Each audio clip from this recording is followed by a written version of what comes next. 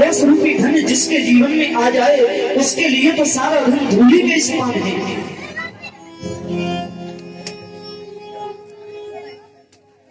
क्योंकि दरिद्र कौन होता है? एक महात्मा जी थे तो महात्मा जी को एक टूटी हुई कौड़ी मिल गई। बड़े ध्यान से सुनना। और महात्मा यानी 6 पैसे की एक कौड़ी, 16 आने का 1 रुपया, ऐसे चलता था ना पहले। तो पैसे का जो 6वां भाग है उसे कौड़ी बोलते थे। महात्मा जी ने वो फूटी हुई कौड़ी कमंडल में रख ली। किसी ने पूछ दिया, बाबा ये फूटी हुई कौड़ी का क्या करोगे? बोले कोई दरिद्री मिलेगा तो दे दूंगा। पूरी दुनिया में महात्मा घूमे, कोई भी दरिद्री नहीं मिला। एक दिन ऐसे ही रास्ते में जा रहे थे, सब पीछे से आवाज आई, अरे हटो, रास्ता छोड़ो। अरे महाराज, ठकुरों के राजा ने पश्चिम के राजा पर चढ़ाई कर दी है। महात्मा जी बोले क्यों? क्योंकि महाराज वो ठकुरों का राजा बड़ा धनी है।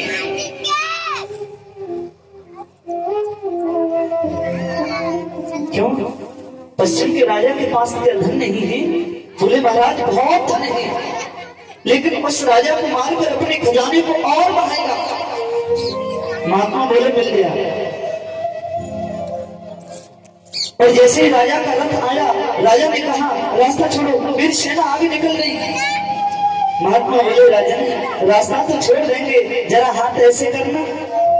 और राजा ने जैसे हाथ ऐसे किया, महात्मा जी ने कमंडल में से वो फूटी हुई कौड़ी निकाल करके उसके हाथ पे रखते हुए कहा, मैंने तुमसे ऊंचा दरिद्री दुनिया में कोई नहीं देखा।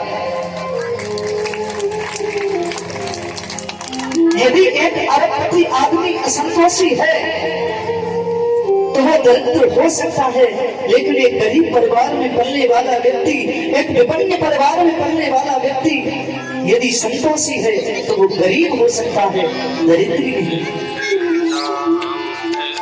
सुदामा जी की धोती 20 जगह से फटी हो सकती है, बिल्कुल सही बात है। सुदामा जी के घर में एक भी बर्तन साफ नहीं है, बिल्कुल सत्य बात है। सुदामा जी के घर की दीवार ऐसी भी कि पड़ोसी का पानी भी बेरोक आता है, एकदम सही बात है। सुदामा जी के मकान की छत ऐसी है कि सूर्य नारायण की रोशनी 12 घंटे उसमें आती है, एकदम सही बात है। सुदामा जी के घर में एक भी बर्तन साबुत नहीं, बिल्कुल सही बात है। लेकिन सुदामा दरिद्र है, बिल्कुल गलत बात है। दरिद्री नहीं है। सुदामा जी की पत्नी कैसी है कि पदे प्रतापदिं प्राह, परम पतिव्रता है। म्लायिकां बदनेन सा पर दरिद्रासीदमाना सा द्वेतमाना भिन्नच। सुदामा जी की पत्नी परम पतिव्रता है, पतिव्रता परंपरा है। और कैसी है? बोले दरिद्रा सीध माना सा। सुदामा जी की पत्नी के मन में ये आकांक्षा रहती है कि पड़ोसी की तरह मुझे भी धन मिले, पड़ोसी की तरह मेरे भी बच्चे आगे बढ़े, इसलिए दरिद्रा सीध माना सा। सुदामा जी ने कभी धन को प्राथमिकता दी ही नहीं, इसलिए विरक्तः इंद्रियार्थेषु प्रशांतात्मा जितेन्द्रियः। एक बात आपसे कही, सुदामा जी की कोई फैक्ट्री तो चलती नहीं, परिवार का खर्चा चले कैसे? ब्राह्मण को भीख मांगना मना है, ब्राह्मण को भिखमंगा नहीं होना चाहिए। ब्राह्मण कीर्तन कराए, ब्राह्मण पूजा कराए, ब्राह्मण कथा सुनाए, और दानवी जो उसे मिल जाए उसे सिर से लगा के स्वीकार कर ले। लेकिन दर दर भीख मांगना शास्त्र में विरोध है, इसका भीख नहीं मांगना।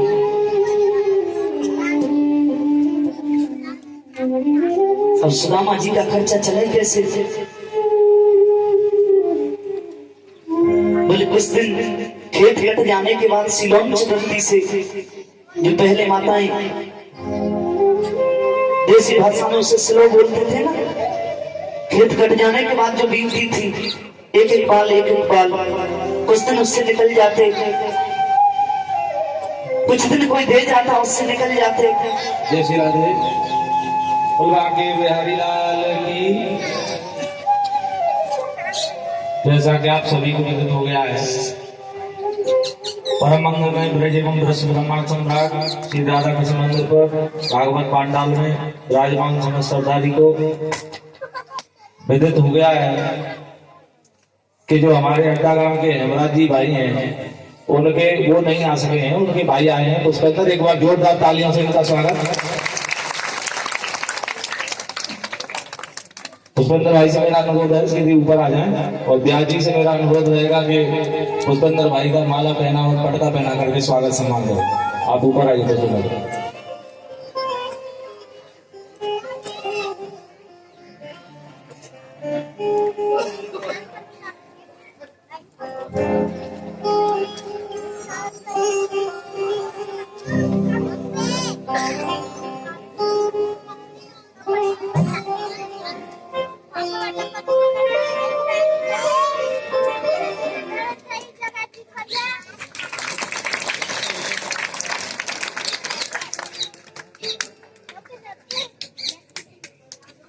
बोली श्री बांके बिहारी लाल की जय।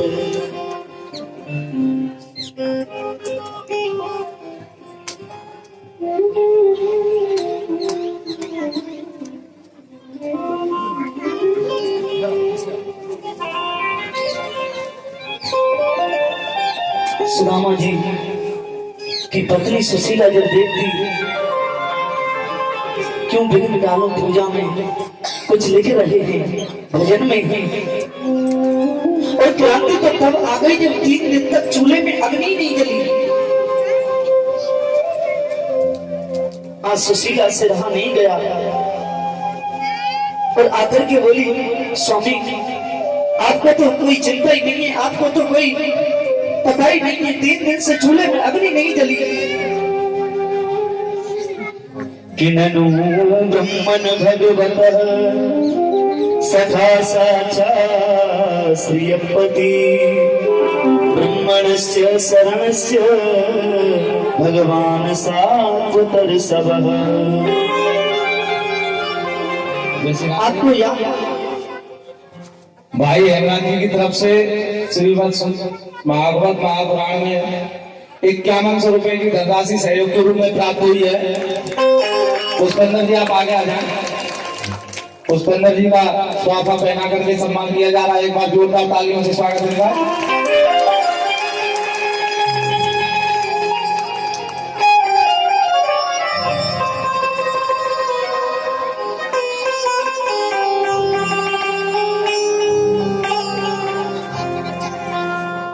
रोवे सुशीला सुनो मेरे स्वामी, रोवे सुशीला सुनो मेरे स्वामी, रोवे सुशीला सुनो मेरे स्वामी, रोवे सुशीला सुनो मेरे स्वामी। चल जाओ पिया पिया चल जाओ पिया क्या है बदनामी, सुनो मेरे स्वामी, लोग सुशीला सुनो मेरे स्वामी।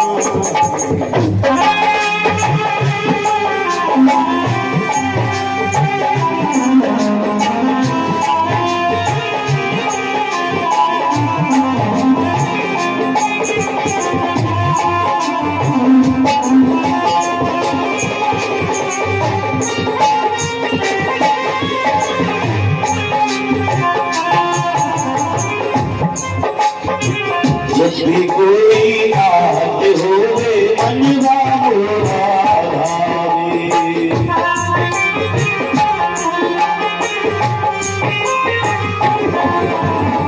जब भी कोई आते होवे मनवा देखो कोई छपे नहीं प्रेम के ये धागे, प्रेम के ये धागे, चले जाओ पिया मेरे, चले जाओ पिया मेरे, चाहे बदनामी सुनो मेरे साथ, भोग सुशीला सुनो मेरे साथ,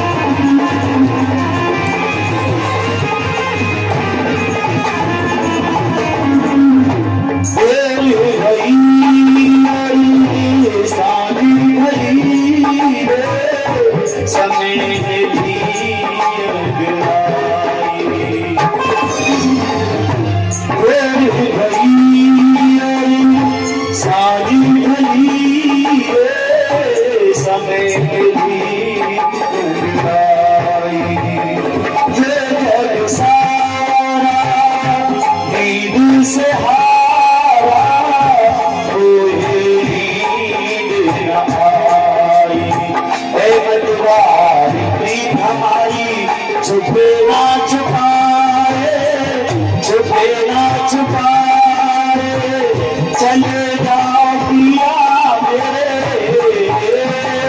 चले जाओ पिया मेरे, चाहे बदनामी सुनो मेरे साथ, भोग सुशीला सुनो मेरे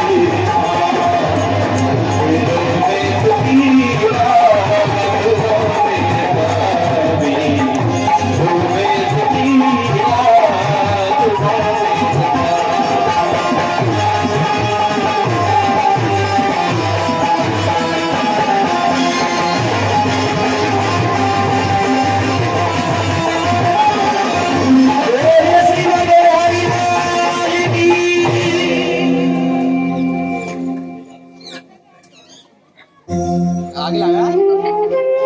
सुशीला ने कहा स्वामी आपको याद है आपके बचपन के सखा ही नन्हु ब्रह्मन भगवत सखा साक्षात श्रेयपति ब्रह्मणस्य शरणस्य भगवान सात्वत सब आपके बचपन के सखा हैं। एक बार जोरदार तालियां नरेंद्र मां साहब के लिए।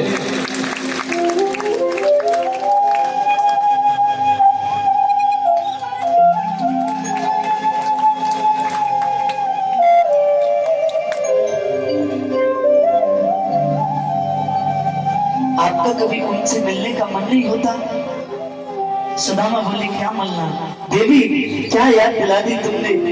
अरे केवल मेरा बाल सखा नहीं ही लंगोटिया यार है मेरा, साथ रहते थे साथ खाते थे। देवी आजकल गोहे द्वारिका का राजा और मैं अपनी झोंपड़ी का राजा। सुशीला बोली कभी आपको मन नहीं होता उनसे मिलने का? सुदामा बोले क्या मिलना, उसकी याद बनी रहती है। सुशीला बोली मैं तो इसलिए बोल रही थी कि यदि वो प्रसन्न हो गए आपके कुटुंब पर तो आपको बहुत सारा धन दे देंगे। सुदामा बोले धन की लालसा से भेजोगी तो मैं जीवन में जाने वाला नहीं हूं देवी। हाँ दर्शन के लिए बोलो तो अयम ही परमो लाभ हो उत्तम श्लोक दर्शनम, यही तो जीवन का परम लाभ है। तो उत्तम श्लोक श्री कृष्ण का मेरे को दर्शन हो जाए और तुम्हारे घर को छोड़ कर ले आओ। ध्यान देना सुशीला जैसी परम पतिव्रता स्त्री आदेश कर दे तो गोरी की गोरी चावल चले आए, कोई देरी लगेगी क्या?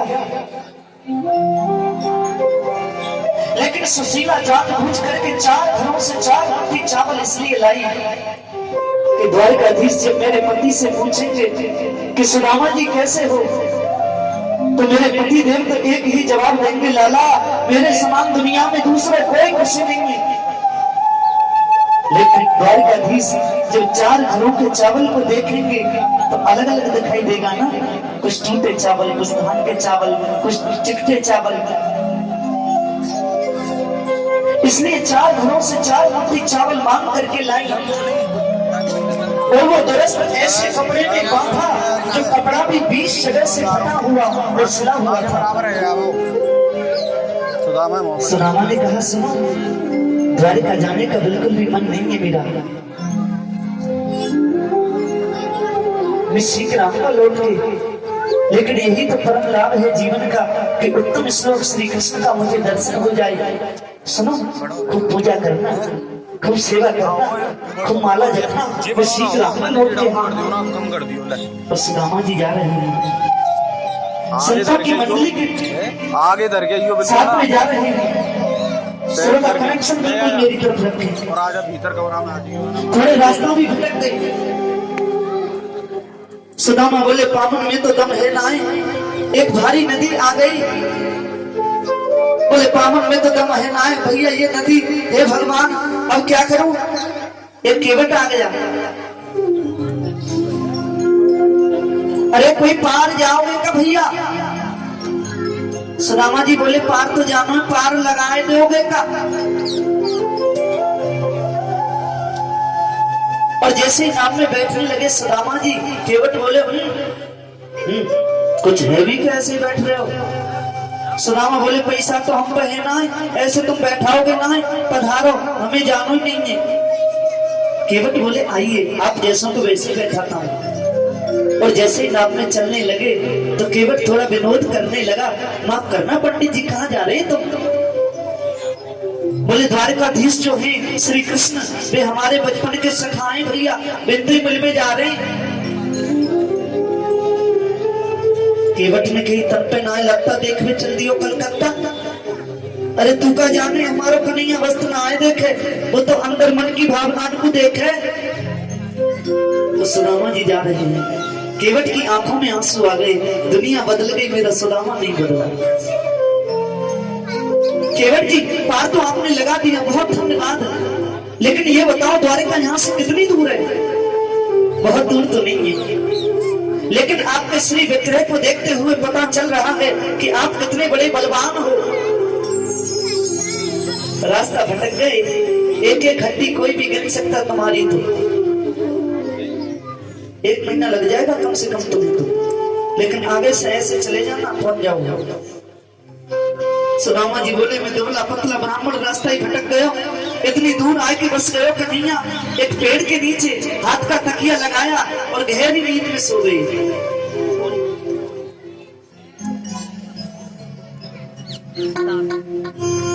अब देखो, सोए थे द्वारिका, सोए थे जंगल में, और नींद खिली तो द्वारिका है।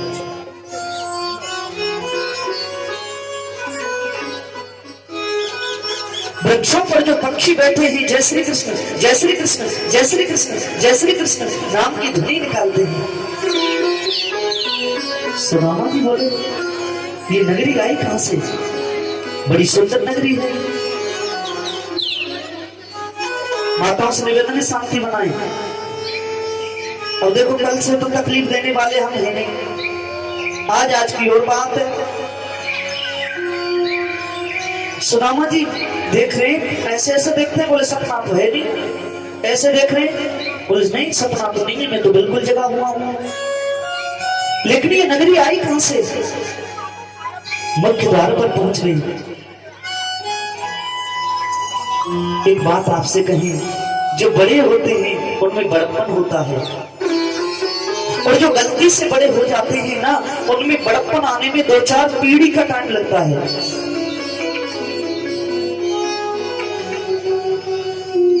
सुदामा जी ने जाकर के द्वारपाल से प्रार्थना की, भैया जी, जय श्री कृष्ण, जय श्री कृष्ण, ये कौन सी नगरी है बड़ी सुंदर। बोले, जी ये द्वारिकापुरी है। ओहो, फिर तो ये वही द्वारिका होगी जो मेरे बचपन के मित्र कृष्ण की है।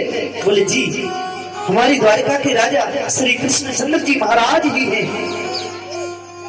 सुदामा ने कहा, सुनो, ये टूटा हुआ लोटा, ये उधरी हुई रस्सी, ये टूटी हुई छड़ी, इन सबको देखकर आप ये मत समझ लेना कि मैं कुछ यहां मांगने आया हूं। मुझे कुछ नहीं चाहिए, मुझे एक बार द्वारकाधीश का दर्शन करना है। तुम कहोगे कि थोड़ी नजीक से नहीं कर सकता, थोड़े दूर से देख लूंगा, लेकिन एक बार गोपाल का दर्शन तो मेरे को करना ही था। द्वारपालों ने कहा, महाराज आप कैसी बात करते हैं, आपको पता नहीं है ये द्वारकाधीश की द्वारका है। संत और ब्राह्मणों को तो कोई मिलने से रोक टोक प्रभु के यहां से है ही नहीं।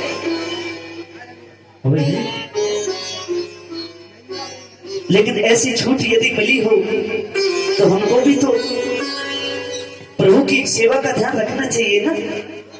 अभी महल से सूचना मिली थी कि गोविंद भोग लगाने वाले हैं।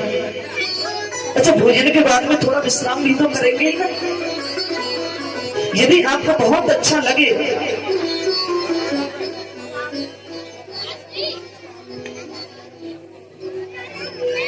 तो आप यहाँ पर विराजमान हो जाइए और प्रभु के आदेश को हम कह देते हैं। हाँ, झांकी आवेगी, रास्ता दे दो।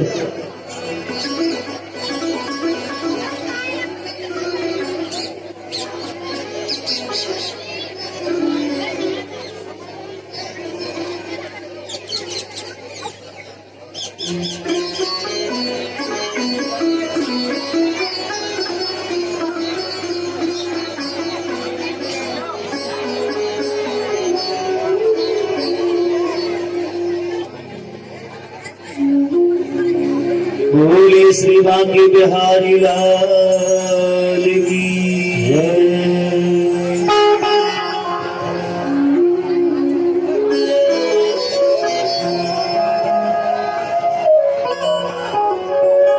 अब बिल्कुल सब शांति से बैठ जाओ। सेठ जी अब तो आ जाओ, तुम भले कोई बात ना है, आ जाओ।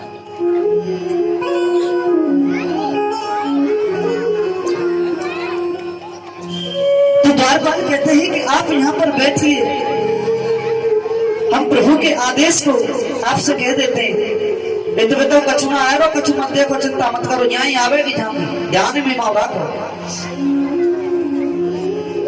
द्वारपाल ने आकर के प्रभु से प्रार्थना की, प्रभु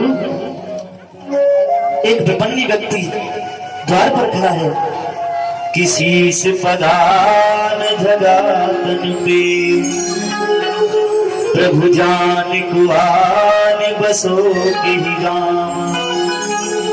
टोपी फटी सिलटी दुपटी और पाँव पाहन की निशान की द्वार